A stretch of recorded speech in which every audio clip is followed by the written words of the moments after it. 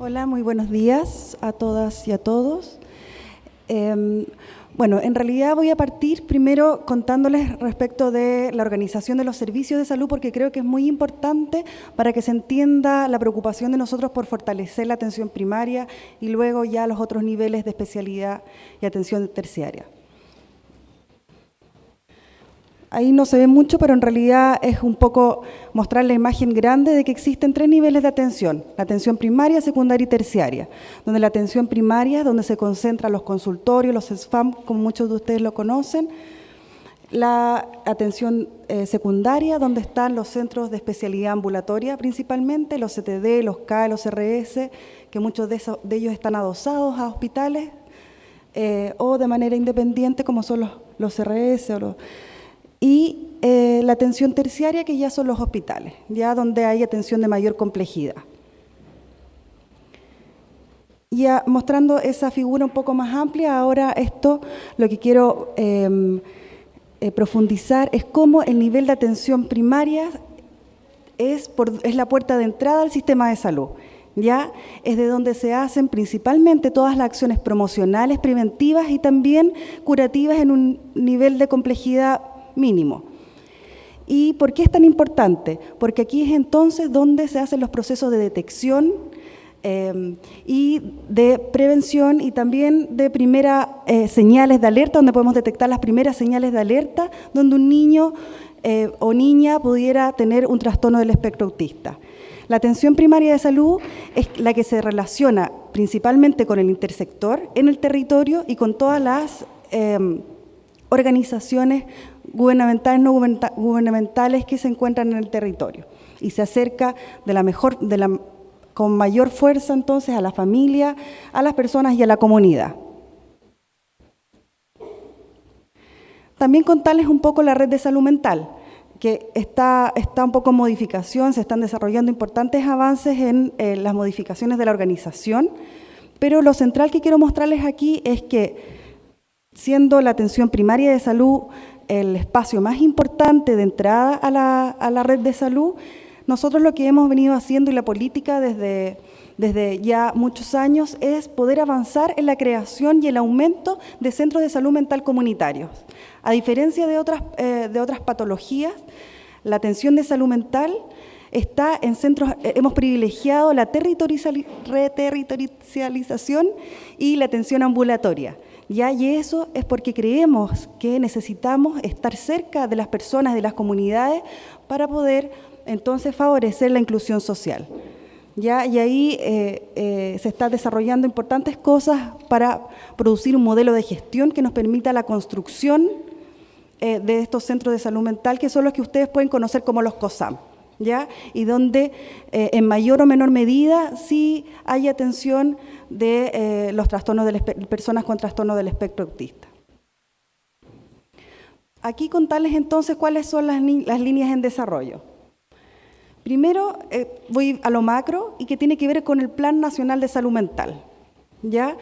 El plan del 2001 está siendo actualizado y las líneas de acción fundamentales tienen que ver con la regulación y derechos humanos, donde lo que buscamos es armonizar toda nuestra legislación chilena, que está como poco desparramada y muy desactualizada, y que lo que buscamos entonces es poder armonizarla para estar de acuerdo con las convenciones y tratados internacionales de salud mental y discapacidad.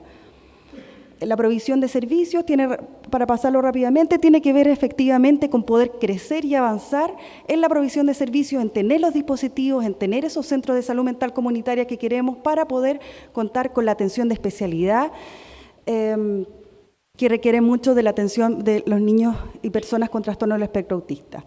Financiación son los recursos humanos y formación, y esto tiene que ver sobre todo con no solamente tener más profesionales, dentro de los cuales ustedes saben que en salud mental trabajamos psicólogos, asistentes sociales, pero sí hay otros profesionales que tienen un aporte grandísimo en la salud mental y en los procesos de rehabilitación, como son, por ejemplo, los terapeutas ocupacionales, los mismos kinesiólogos y otros profesionales, psicopedagogos también.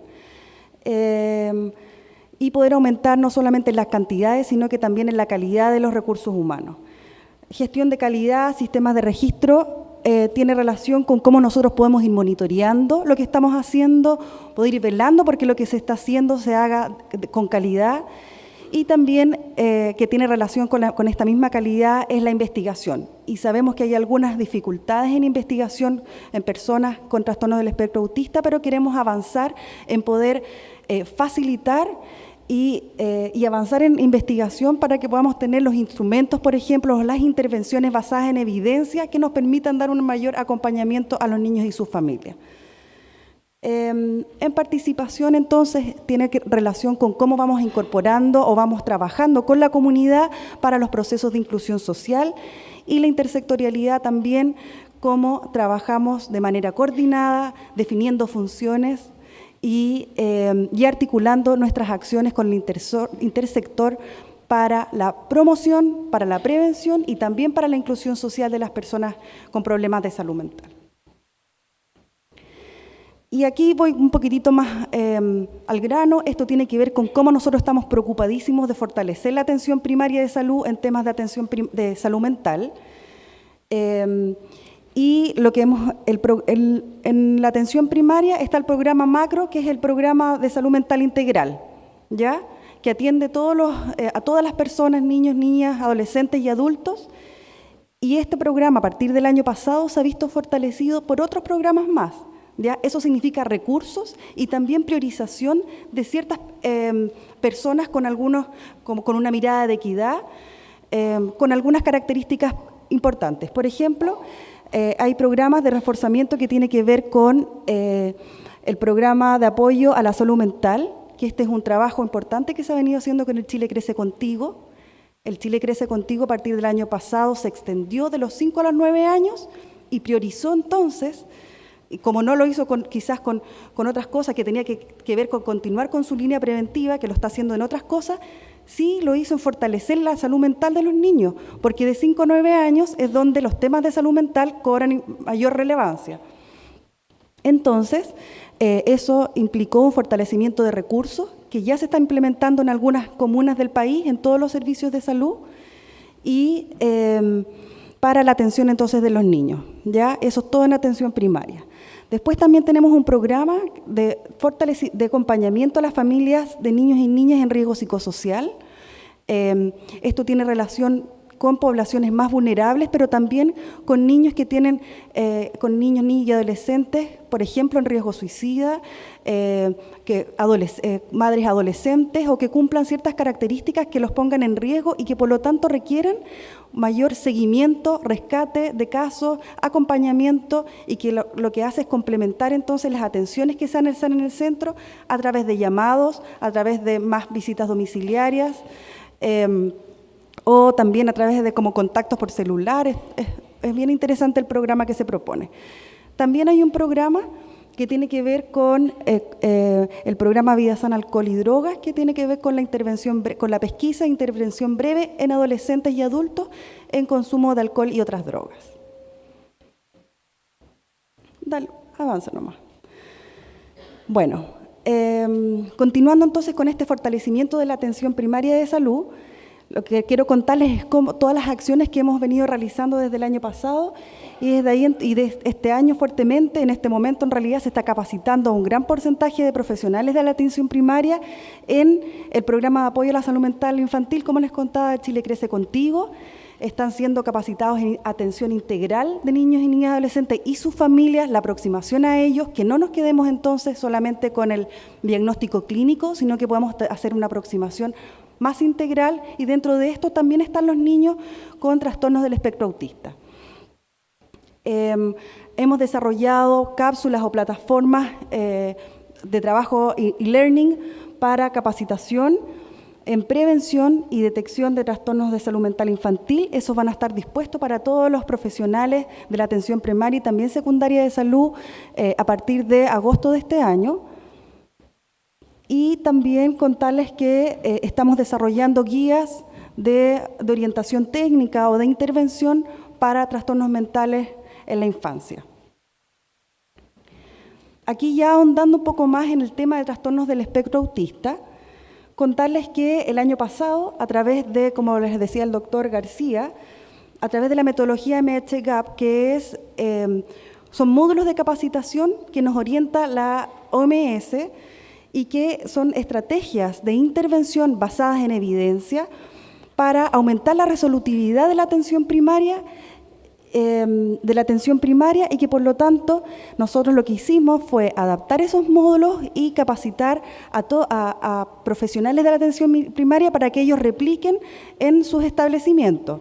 Y así entonces el año pasado se capacitaron a 1000 profesionales y bueno, hay un módulo específico que es trastornos del desarrollo, ¿ya?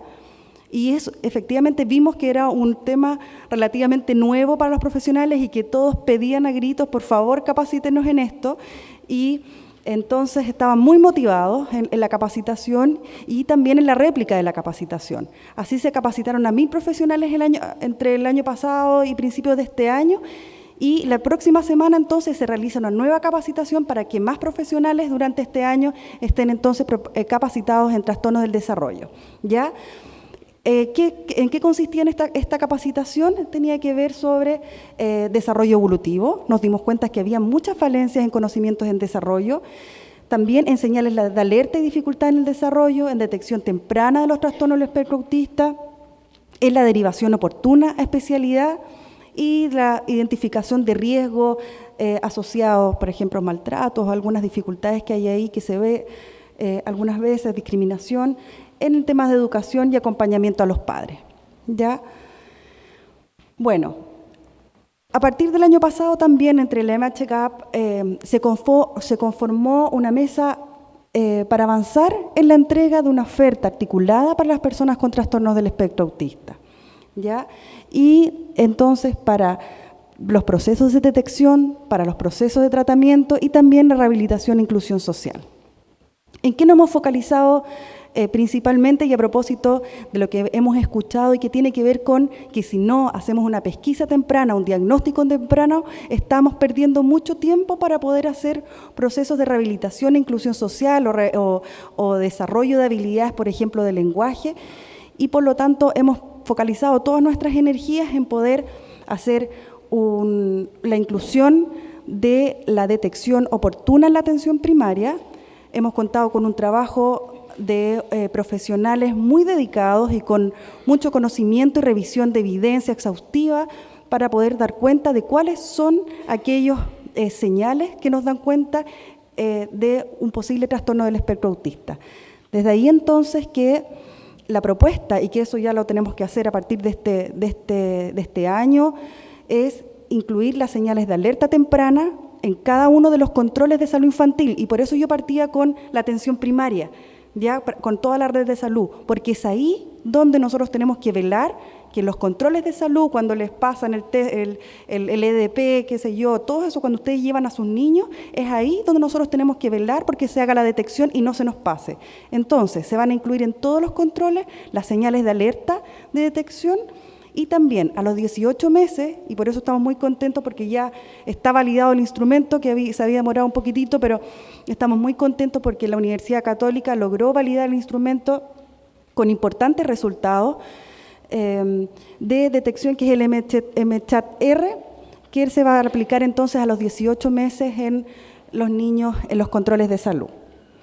Y ese es como el instrumento. Aquí también aprovecho de contarles que también para complementar el trabajo que la universidad hizo de levantar toda la oferta de programas que se hacen, nosotros estamos haciendo un catastro de la oferta intra e intersectorial a través de solicitar a las Ceremis de Salud que puedan levantar toda esta oferta, acostada un poco, porque es verdad que está un poco como desconocido, y el objetivo entonces de este catastro no solamente es que las madres puedan saber dónde tienen que recurrir, sino que también para que nosotros difundamos que hay muchas cosas que se están haciendo.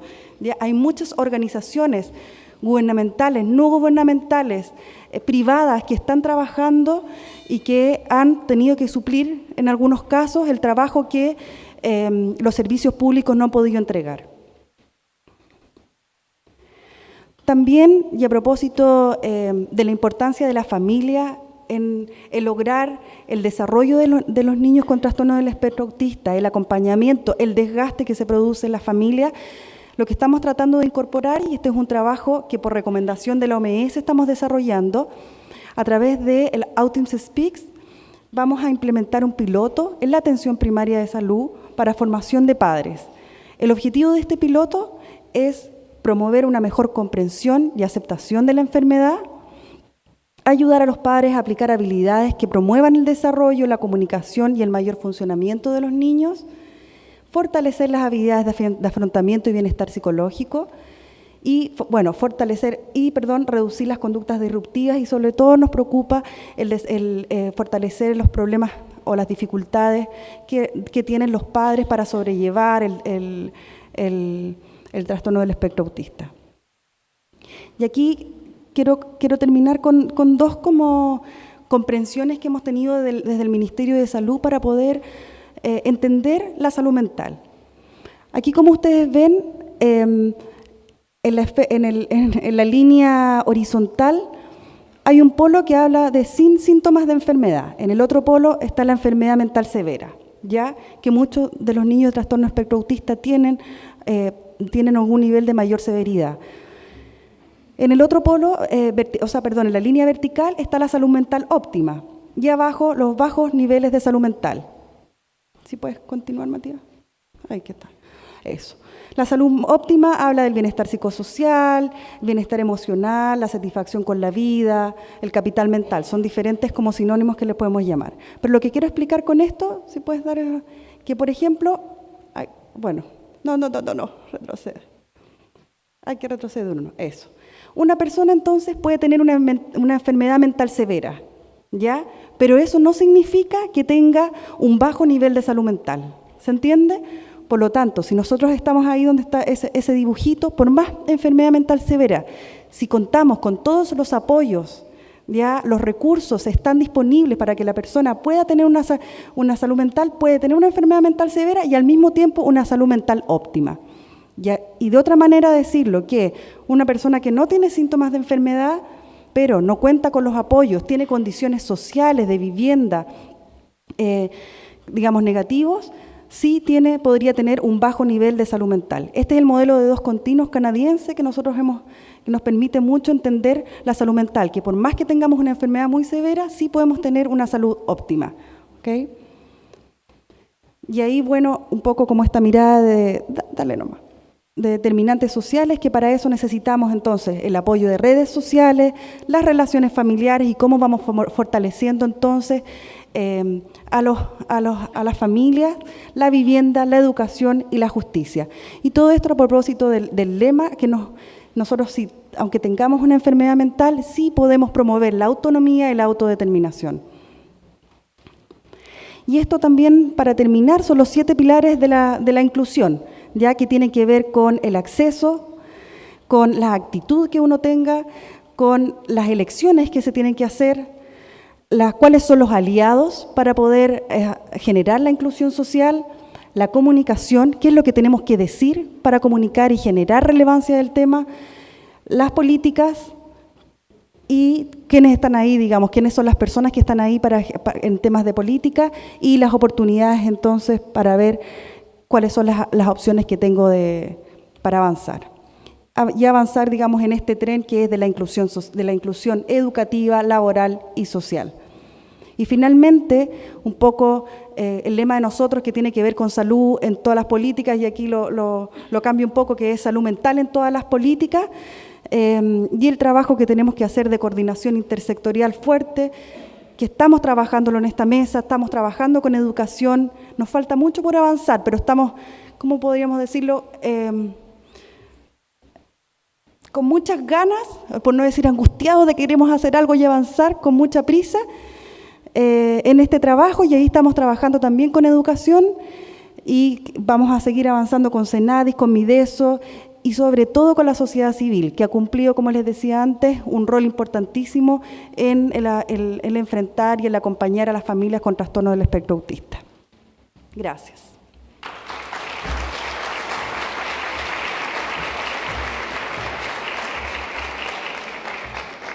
Gracias, María Paz. El tema de la escolaridad e inclusión es un tema difícil para las familias de los niños con la condición de autismo. El encontrar un colegio o escuela que reciba a su hijo o hija no es fácil. Y por otro lado, para la comunidad escolar, siempre es un desafío integrar al funcionamiento del establecimiento a niños y niñas con necesidades educativas especiales.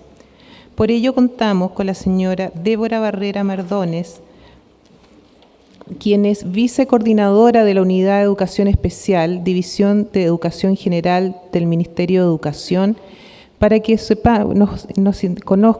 nos cuente cómo estamos avanzando para apoyar en la educación del autismo.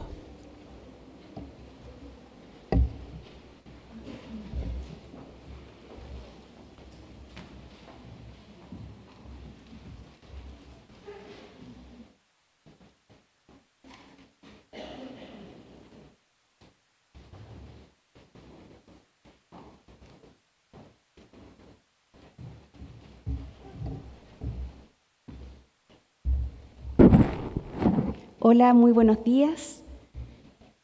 Les voy a contar un poquitito el panorama desde el Ministerio de Educación, ¿verdad? Las políticas que se están impulsando y cómo visualizamos el escenario en términos de los apoyos que requieren los estudiantes que presentan trastornos del espectro autista. Un breve análisis, ¿verdad?, de datos que son importantes para la construcción de las políticas, ¿verdad? El Ministerio de Educación tiene 3 opciones educativas para los estudiantes que presentan necesidades educativas especiales. Están las escuelas especiales. Al 2016, 594 se dedican exclusivamente al trabajo con estudiantes que presentan discapacidad. En la mayoría de esas escuelas hay estudiantes que presentan autismo, 1, 2, 40, dependiendo, ¿verdad?, de la región y de la zona en que se encuentre. Y el total de estudiantes ahí en escuelas especiales que presentan discapacidad son aproximadamente 44.000, ¿verdad? Cifra que en los últimos años ha ido bajando sostenidamente, ¿verdad? Porque las familias han ido prefiriendo escuelas regulares, ¿verdad?, con programas de integración escolar. La segunda opción son las escuelas y liceos con programas de integración escolar. En Chile existen aproximadamente 11.000 establecimientos educacionales. En 5.500 de esos 11.000 existen programas de integración escolar, por tanto hay estudiantes que presentan discapacidad. Esta cifra ha aumentado sostenidamente desde los años 90, que se iniciaron las primeras escuelas, donde teníamos 3.000 establecimientos, 300 escuelas, ahora que hay 5.000. Yo diría que este año ya se abre el periodo de postulación, probablemente alcancemos los 5.800 establecimientos que tienen programas de integración escolar. Son 328.000 los estudiantes que presentan ya sea necesidades transitorias o permanentes en las escuelas regulares. Estas escuelas son escuelas de párvulo, escuelas básicas, liceos científico-humanistas, técnico profesional, escuelas de adultos, escuela cárcel. En todo ese tipo de establecimientos se encuentran estudiantes que presentan necesidades educativas especiales. Y la tercera opción son escuelas y aulas hospitalarias. Aproximadamente son 3.000 los estudiantes, es una población flotante. La condición para estar en estas escuelas es que el estudiante tiene que presentar un problema de salud, ¿verdad?, que requiera un periodo de hospitalización mayor a 3 meses o un tratamiento en el centro de salud que sea extenso y que permita en definitiva a la escuela hospitalaria hacer la continuidad con su escuela de origen. Por tanto, en estas escuelas también podrían acceder los estudiantes con autismo si es que tienen una enfermedad, ¿verdad?, que así lo amerite.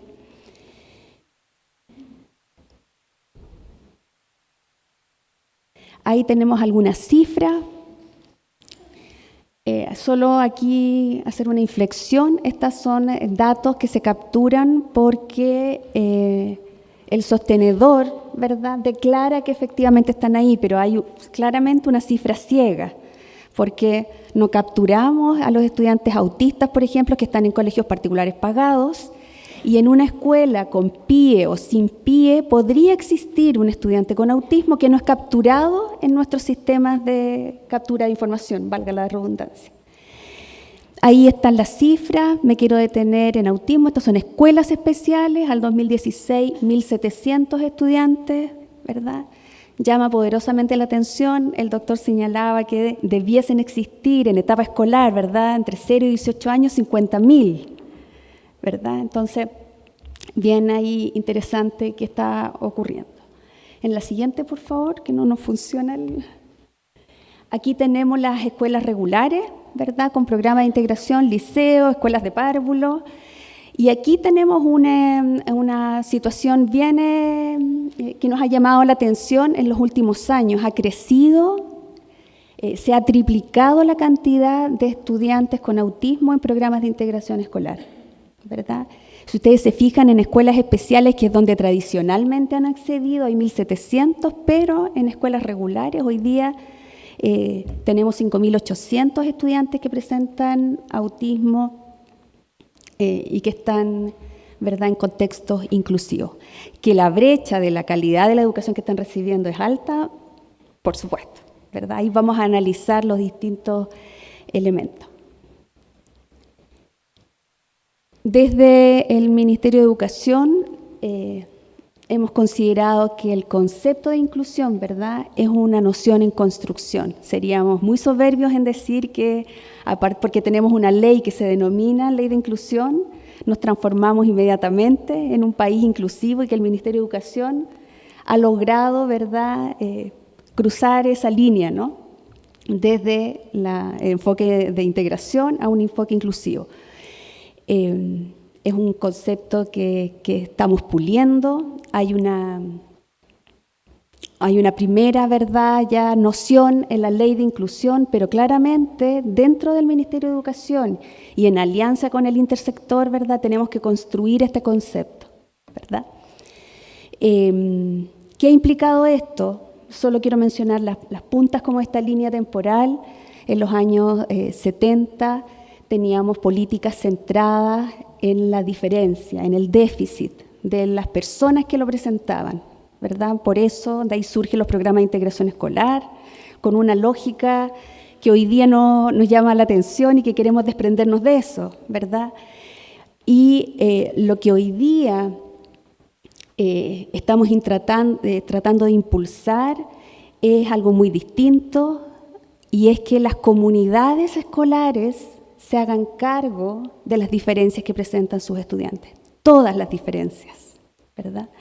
Por lo tanto, tenemos que avanzar hacia la construcción, ¿verdad?, de comunidades escolares respetuosas de la diversidad, ¿verdad?, y que se preocupan del aprendizaje, participación de todos ellos, de cada uno de ellos.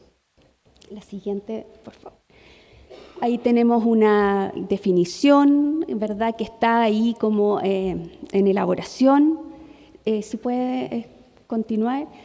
Y estamos entendiendo desde la Unidad de Educación Especial, ¿verdad?, que si hay una forma de entender la inclusión es a través de 3P: presencia, participación y progreso en el aprendizaje, ¿verdad? Si nos podemos retroceder un poquitito. En Chile hemos avanzado muchísimo en presencia, los estudiantes están accediendo al sistema escolar, ¿verdad? Estamos avanzando en que participen, pero claramente nuestra mayor brecha está en el progreso de los aprendizajes, ¿verdad? Una de las grandes deudas que tenemos en el sistema escolar, ¿verdad?, es cómo podemos evaluar que efectivamente nuestros estudiantes están progresando en la trayectoria escolar, ¿verdad?, aprendiendo lo que es básico e imprescindible y que les reporta calidad de vida.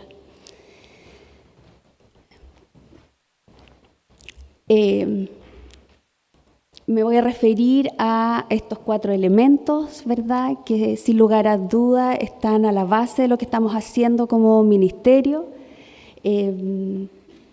Yo no soy experta en todas estas áreas, voy a mencionar algunas. Ustedes pueden revisar la página web del Ministerio de Educación, voy a hacer algunos enunciados, pero ustedes pueden profundizar mucho más. No hay tiempo ahora, ni es el minuto de poder hacerlo, pero me parece sustantivo poder mencionar algunos elementos que claramente favorecen a este colectivo de estudiantes, ¿verdad? Uno de ellos es la ley de inclusión, si avanzamos uno más, ¿verdad? Que por primera vez en un instrumento normativo, ¿verdad? Se esboza una definición, ¿verdad? Y señala que el sistema propenderá a eliminar todas las formas de discriminación arbitraria que impidan el aprendizaje y la participación de las y los estudiantes. Asimismo, el sistema propiciará que los establecimientos educativos sean un lugar de encuentro entre los y las estudiantes de distintas condiciones socioeconómicas, culturales, étnicas, de nacionalidad o de religión, ¿verdad? Ahí ya hay un primer instrumento que ya nos reporta, ¿verdad?, una definición respecto de lo que queremos entender por comunidades educativas inclusivas. Esta ley de inclusión, ¿verdad?, aporta un marco jurídico y normativo. Eso, ¿qué implica para las familias, ¿verdad?, que pone estándares más exigentes para los establecimientos, sobre todo para los sostenedores que son privados, ¿verdad? O sea, hoy día todavía es fácil que una escuela esté funcionando y decida cerrar y deja a toda una comunidad sin atención educativa, ¿verdad? La ley de inclusión en una cronometría, ¿verdad?, dando plazos suficientes, lo que va a hacer es, por ejemplo, que los recursos que se reciben, ¿verdad?, los recursos económicos que se reciban sean ocupados integralmente para los fines para los que fueron creados, que es educación, ¿verdad? Y eso es el no lucro. También pone como condiciones que ya no sean sostenedores personas naturales, ¿verdad?, sino que se conformen corporaciones o fundaciones sin fines de lucro, y eso claramente va a aportar a que el no lucro y esta nueva conformación de sostenedor claramente va a aportar a a mejores condiciones del sistema para ofrecer una oferta educativa de calidad, ¿verdad? Y asegura condiciones estructurales, como ya les explicaba. Otros elementos también de la ley de inclusión, y que es muy importante para quienes están aquí y que son familiares, ¿verdad?, y que les da enfoque de derecho, ¿verdad?, de cómo puedo yo asegurar algunos derechos, es que esta ley, por ejemplo, elimina condiciones que generan segregación en los establecimientos. Elimina los cobros que discriminan según capacidad de pago. También define y regula la aplicación de sanciones para la expulsión o cancelación de matrícula, que es algo muy habitual, ¿verdad?, para las familias que son invitadas a buscar otro proyecto educativo, porque al parecer en esa comunidad escolar no existen ni los profesionales ni las competencias. Argumentos que de pronto pueden ser muy válidos, pero que a la familia la dejan en una situación muy compleja, ¿verdad? La ley de inclusión pone resguardos para la familia para que ese tipo de situaciones, ¿verdad?, no se produzcan y estén mayormente reguladas. Lo otro importante de la ley de inclusión, ¿verdad?, es que establece que los establecimientos educacionales tienen que generar programas especiales de apoyo a aquellos estudiantes que presenten bajo rendimiento académico. Y también en un periodo corto de tiempo, todos los establecimientos educacionales tienen que tener planes de apoyo a la inclusión, ¿verdad?, que conversan con sus proyectos educativos institucionales, con sus programas de mejoramiento escolar, ¿verdad? ¿Cómo se va a apoyar a la inclusión? Tienen que haber líneas claras definidas en estos planes para apoyar. ¿Quién se va a encargar de velar porque existan estos instrumentos y se cumplan? Tenemos ahí la estructura que es la Superintendencia de Educación, ¿verdad? El otro elemento al que me voy a referir rápidamente son políticas educativas nacionales que claramente contribuyen en beneficio de esta población escolar. Estas políticas son la política de convivencia escolar. Ustedes, los que están más cercanos al ámbito educacional, saben que todos los establecimientos educacionales tienen que tener su reglamento de convivencia, ¿verdad? Y el plan de formación ciudadana, que va más allá de lo cívico, ¿verdad?, de la formación cívica, sino que apunta particularmente a que en la escuela y los liceos las niñas, niños y jóvenes incorporen progresivamente la conciencia del otro y de la pertenencia a una comunidad. Estas dos políticas se visualizan como claves para incorporar conceptos tan importantes como el de inclusión, respeto a la diferencia, ¿verdad? Son unos aliados muy estratégicos a la hora de enfrentar comunidades un poco de pronto resistentes al respeto por la diferencia. Si continuamos, otro de los elementos que claramente está favoreciendo este nuevo escenario es la Ley 20.903 de Desarrollo Profesional Docente, ¿verdad? Aquí el CPIP, el Centro de Perfeccionamiento e Innovación Educativa, es el llamado a señalarlo. Yo no soy experta, solo puedo señalar, ¿verdad?, que esta ley, además de generar una carrera docente y mejores condiciones salariales para los docentes, que son muy importantes, ¿verdad?, viene acompañada de una serie de otros elementos que claramente van a contribuir a que los estudiantes puedan tener los apoyos que requieran en su establecimiento.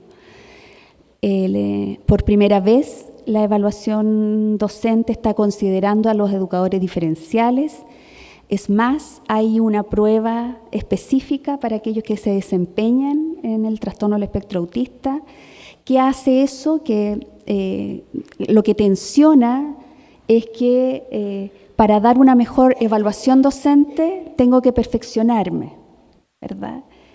Y al perfeccionarme estoy también buscando información actualizada y puedo mejorar mis prácticas, ¿verdad? Entonces, hay ahí una apuesta para que incentivemos a más docentes, tanto del ámbito de la educación general como de la educación especial, a formarse en temáticas específicas que no necesariamente han estado tan ocupadas, ¿verdad?, en el último tiempo.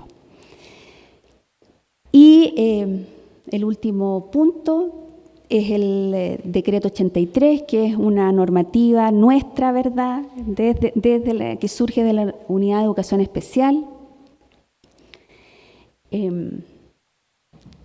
El decreto 83 viene a ser una transformación sustantiva, particularmente en las escuelas especiales, que hasta el año pasado, ¿verdad?, no tenían necesariamente y obligatoriamente que ocupar el currículum regular como un referente. A partir de este año y en forma progresiva y paulatina, las escuelas regulares y especiales tienen que ocupar el currículum regular como referente, ¿verdad? Eso no ocurría, para quienes no estén en el ámbito educativo, eso no ocurría anteriormente. O sea, en una escuela especial había un currículum distinto. No se tenían asignaturas, no habían objetivos de aprendizaje que tuviesen una trayectoria, una progresión en el tiempo, etc. Habían escuelas que sí lo hacían, pero no existía la obligación normativa. A partir de este decreto, eso se establece, que se ocupa como referente. No quiere decir que los estudiantes tengan que cumplir con los mismos hitos y manejar los mismos objetivos o lograr los mismos objetivos que el resto. El decreto 83 viene a cautelar eso, viene a señalar que lo usamos como referente y que se establecen criterios y orientaciones de adecuación curricular.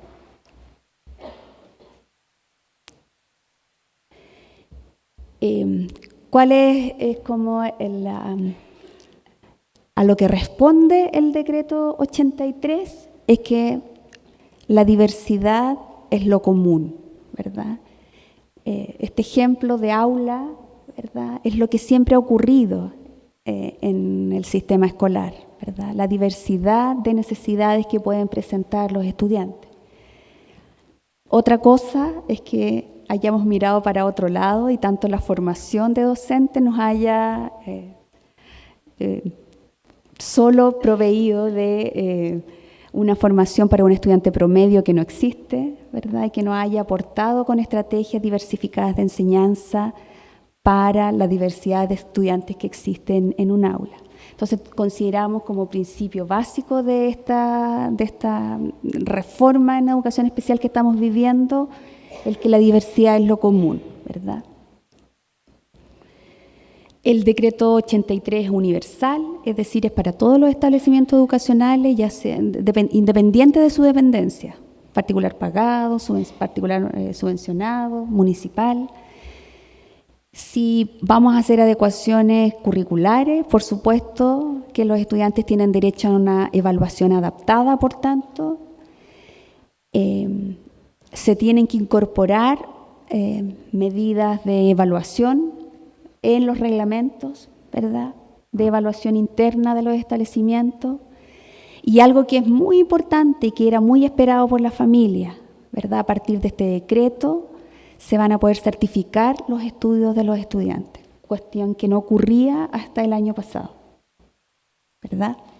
Como tenían planes y programas paralelos que no eran basados en el currículum, no recibían certificación.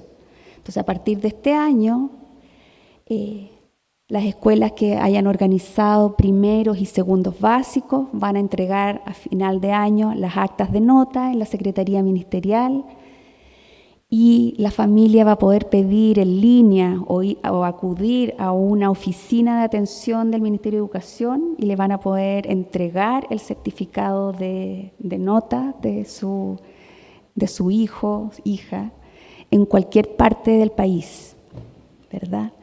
Y sus estudios van a ser válidos,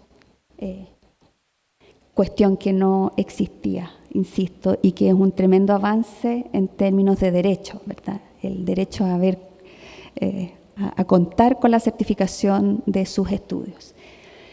El decreto 83 tiene como misión fundamental aportar a la diversificación de la enseñanza.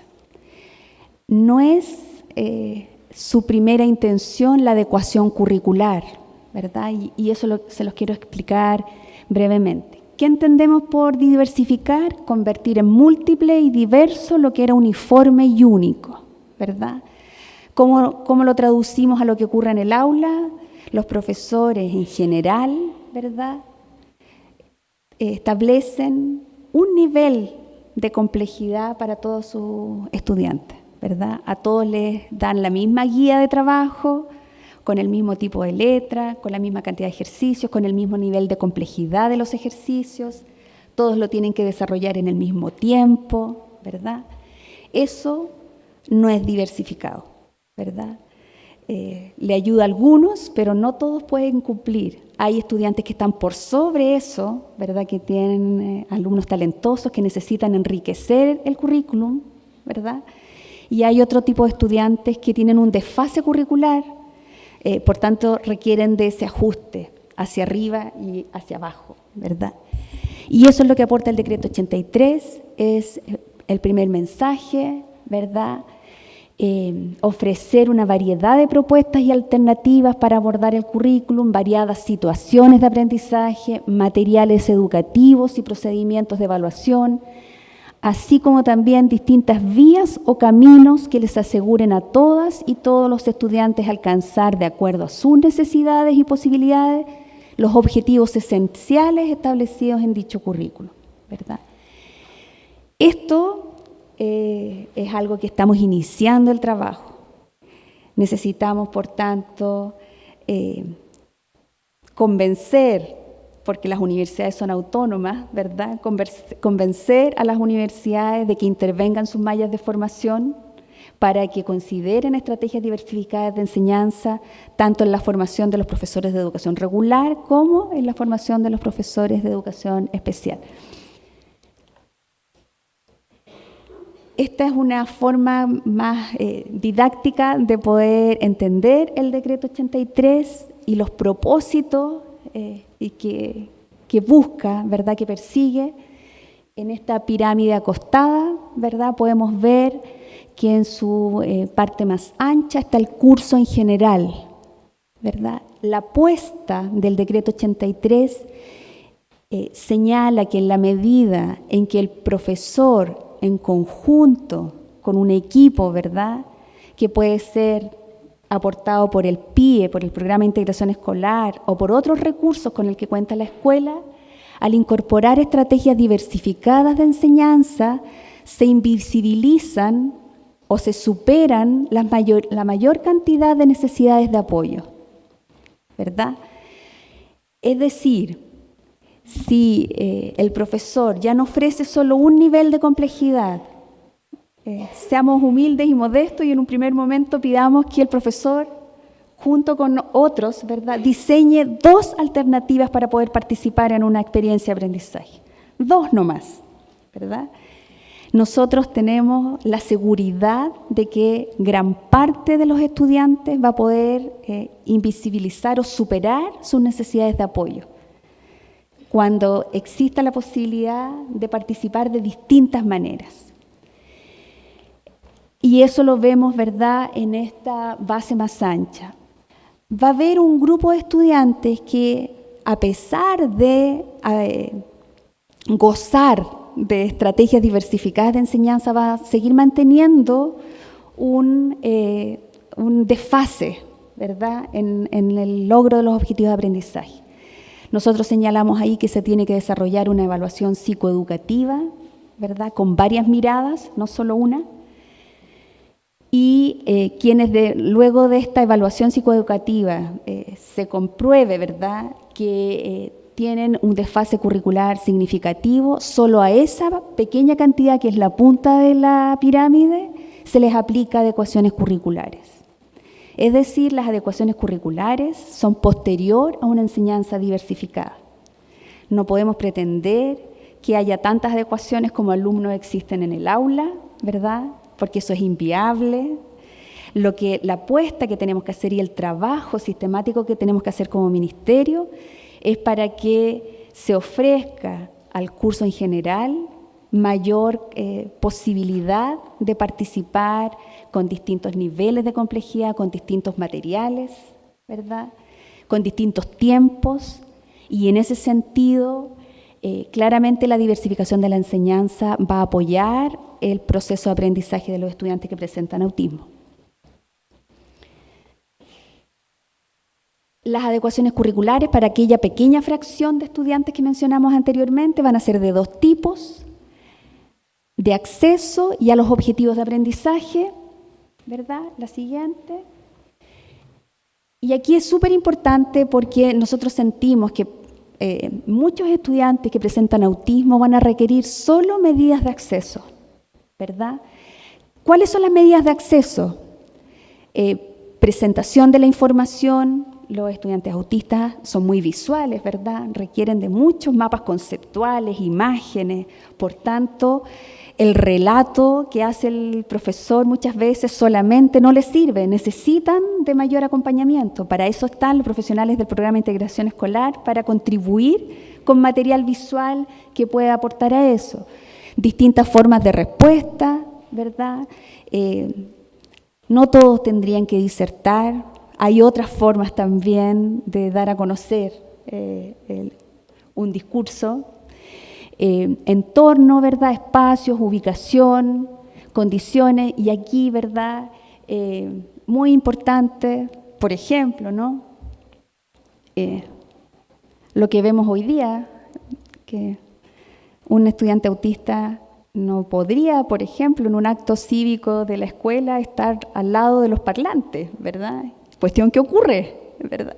Entonces, ese tipo de situaciones son las que tenemos que cautelar para que esté presente en la formación docente de los docentes que están ya en servicio, como esté también presente en los profesores futuros profesores, ¿verdad?, que se están formando. Organización del tiempo, espacio y horario. Súper importante acá. El decreto 83 facilita, por tanto, que un estudiante con autismo que tiene hipersensibilidad auditiva, por ejemplo, ingrese a la escuela 15 minutos después que ingresa el resto de sus compañeros, para evitar el ruido de las mochilas arrastrándose, el timbre, la bulla de los compañeros organizándose dentro del aula. Eso es perfectamente factible, llegar o incorporarse 15 minutos después. Salir 15 minutos antes para evitar lo mismo, ¿verdad? Ese tipo de situaciones hoy día a través del decreto son perfectamente atendibles, son de sentido común, ¿verdad?, que aportan a que el estudiante no se descompense, ¿verdad?, esté mejor preparado para enfrentar el aprendizaje. Hay estudiantes que necesitan periodos de descanso más frecuentes, ¿verdad? Son medidas de acceso.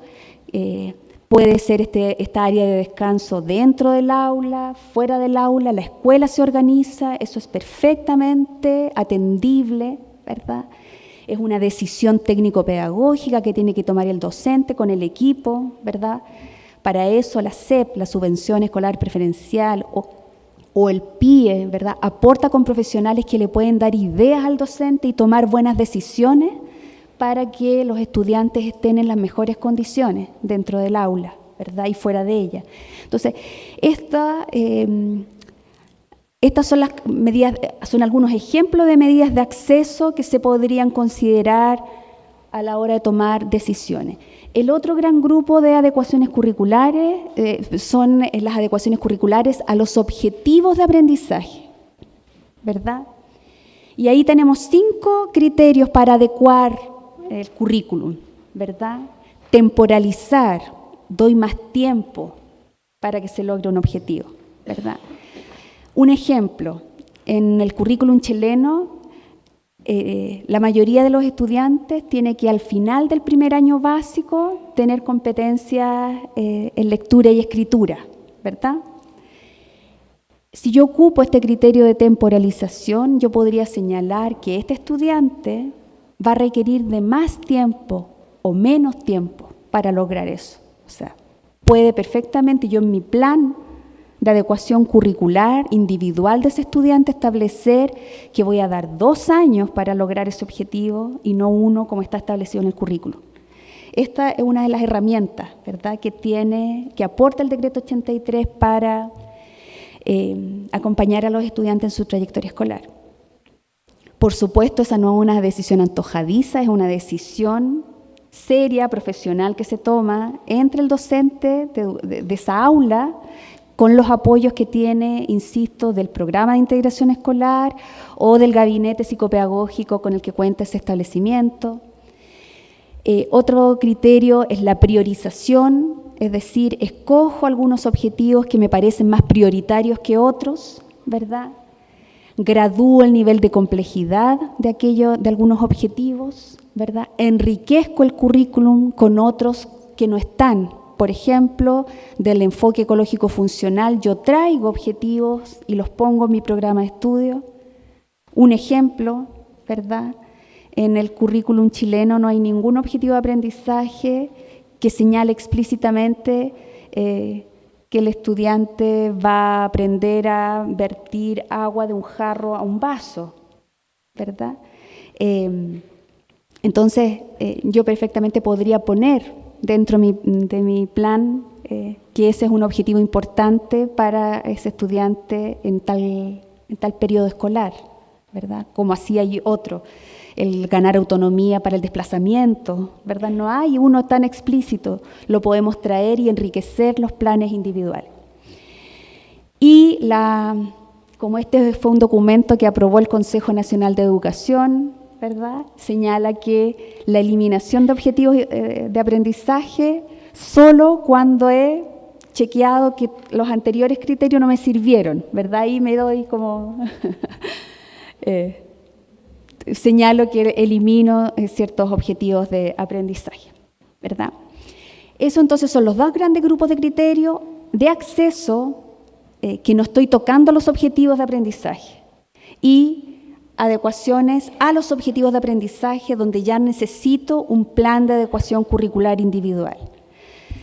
¿Qué ocurre ahí, verdad? Cuando tengo este plan de adecuación curricular individual, el estudiante que se traslada, por ejemplo, de una ciudad a otra, se va con su certificado de estudio, se va con su certificado de estudio y también se va con su informe que señala cuáles objetivos de aprendizaje se lograron, se alcanzaron, ¿verdad? Para tener clara ahí conciencia de cuán adecuado estuvo su programa educativo individual. Y termino señalando, ¿verdad?, que hay distintas medidas que hemos estado desarrollando. Los primeros que están recibiendo tecnología para la inclusión son las escuelas especiales, específicamente las escuelas especiales que tienen en sus aulas estudiantes con trastorno del espectro autista. Ahí hay una muestra de algunas de las tecnologías que están recibiendo asociadas a capacitación docente, ¿verdad?, asesoría en terreno. También logramos que a partir de este año los estudiantes, tanto de programas de integración escolar como de escuelas especiales, accedan al Yo Elijo Mi PC. Son estudiantes que están en séptimo básico, ¿verdad? Las bibliotecas CRA son una realidad ya a partir del año 2018 para todas estas escuelas. Y también los invito a revisar diverso material escolar visual que claramente favorece los aprendizajes de estos estudiantes y que están tanto en la página de enlaces como en la página de educación especial, www.mineduc.educacionespecial.cl, ahí lo pueden encontrar. Distintos ahí recursos educativos que pueden ser de utilidad a la hora de enfrentar los desafíos escolares de los estudiantes. Les agradezco su atención y pueden profundizar en esta información en las distintas páginas del Ministerio de Educación. Gracias.